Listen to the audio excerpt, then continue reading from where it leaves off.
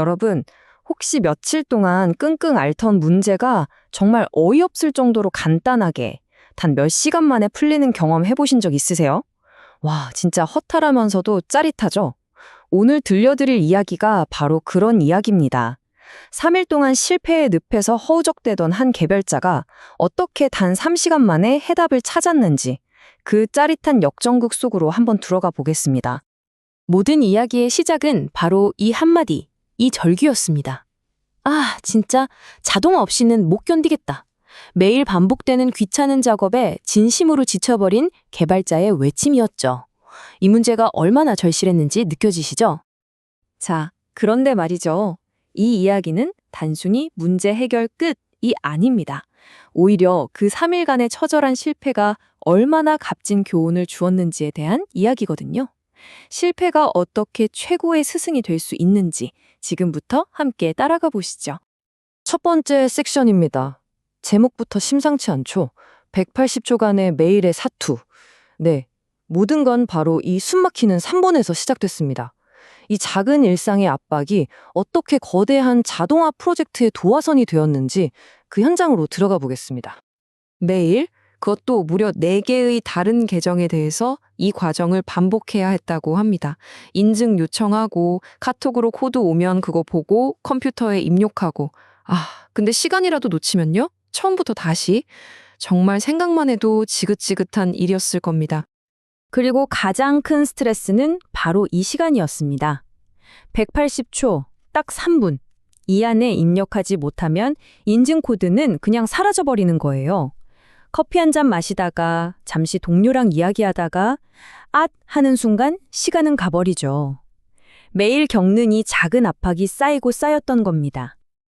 자, 이제 두 번째 섹션, 복잡성의 늪입니다. 이 귀찮은 문제를 해결하려고 내디딘 첫걸음은 아주 논리적이고 합리적으로 보였습니다.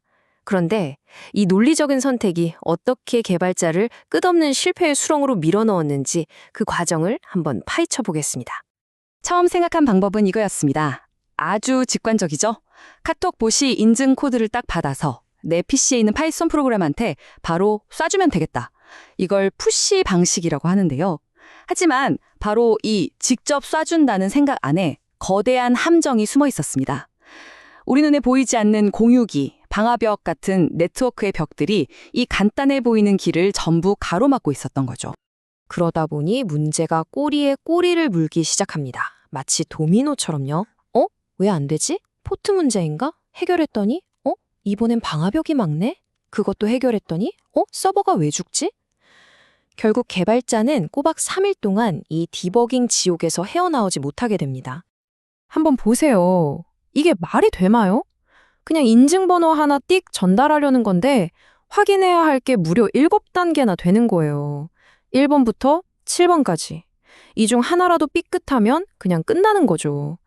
처음에 이거 간단하겠는데? 라고 생각했던 일이 이렇게 거대한 괴물이 되어버린 겁니다. 그리고 3일간의 고통 끝에 마침내 빛이 보이기 시작합니다. 세 번째 섹션, 바로 아하의 순간입니다. 문제를 바라보는 관점을 딱 하나 바꿨을 뿐인데 꽉 막혔던 모든 것이 거짓말처럼 풀리기 시작했죠. 바로 푸시에서 폴링으로의 전환. 이 작은 변화가 어떤 마법을 부렸는지 한번 보시죠. 바로 이겁니다. 왼쪽과 오른쪽의 차이가 느껴지시나요? 직접 보내야만 해라는 강박관념에서 벗어나서 그냥 어디다 놓아두고 필요할 때 가져가게 하면 되잖아 라고 생각을 바꾼 거죠. 이게 바로 이 모든 문제를 해결한 그야말로 콜럼버스의 달걀 같은 발상의 전환이었습니다. 이 새로운 방식은 정말 우아하고 간단합니다. 카톡봇은 그냥 인증 코드를 중간에 있는 우체통 같은 곳에 넣어두기만 해요. 그럼 파이썬 프로그램이 3초마다 한 번씩 가서 뭐 온 거 있나? 하고 확인하는 거죠. 이걸 폴링이라고 합니다. 중요한 건 둘은 서로의 존재를 전혀 몰라도 된다는 거예요. 이게 바로 디커플링, 즉 서로를 분리시킨다는 개념입니다. 네 번째 섹션, 3시간의 쾌거입니다. 발상을 전환하자 3일 동안 개발자를 괴롭혔던 그 모든 문제들이 정말 눈 녹듯이 사라졌습니다. 단 3시간 만에요. 그 결과가 얼마나 드라마틱했는지 지금부터 숫자로 직접 확인해 보시죠. 이 두 그림이 모든 걸 말해줍니다. 왼쪽 좀 보세요. 막 실타래처럼 복잡하게 얽혀 있죠? 저게 바로 3일간의 고통입니다. 그런데 오른쪽은요? 아주 깔끔하고 단순하죠? 복잡한 연결고리를 싹둑 잘라내버리니까 문제의 본질이 보이고 해결책은 너무나도 명확해진 겁니다. 숫자는 거짓말을 안 하죠. 골치 아픈 코드가 80줄에서 30줄로 무려 60% 넘게 줄었습니다. 그리고 그 지옥 같던 7개의 디버깅 포인트는요. 딱 하나, 우체통에 값이 잘 들어갔나? 이것만 확인하면 끝나는 걸로 바뀌었습니다. 3일이 3시간으로 바뀌는 기적이 일어난 거죠. 자, 이 표를 한번 보시죠. 와, 이건 뭐 비교가 안 될 수준이죠? 포트 관리 필요 없어요. 방화벽 설정 훨씬 간단해졌죠? 안정성은 말할 것도 없고요. 근데 여기서 진짜 핵심이 뭐냐면요. 기존 방식은 누가 우리 집에 들어오게 문 좀 열어주세요 하는 거라면 새 방식은 문은 굳게 잠그고 내가 필요할 때 잠깐 나가서 우편물만 가져올게 하는 거예요. 아예 외부에서 들어올 구멍 자체를 막아버리니까 골치 아픈 네트워크 문제가 그냥 원천적으로 사라져버린 거죠. 이게 바로 신의 한 수였습니다. 자, 이제 마지막 섹션입니다. 이 이야기는 그냥 한 개발자의 재미있는 경험담으로 끝나지 않습니다. 여기에는 우리가 어떤 종류의 문제를 만나던 적용할 수 있는 아주 보편적인 지혜가 담겨 있거든요. 이 3일과 3시간이 우리에게 알려준 4가지 중요한 원칙을 정리해 보겠습니다. 결국 이 프로젝트의 성공은 더 화려하고 대단한 기술을 써서가 아니었습니다. 오히려 정반대였죠. 가장 단순한 길을 선택했기 때문에 성공한 겁니다. 가장 간단한 해법이 가장 좋은 해법이다. 이 문장이 모든 것을 말해주고 있죠.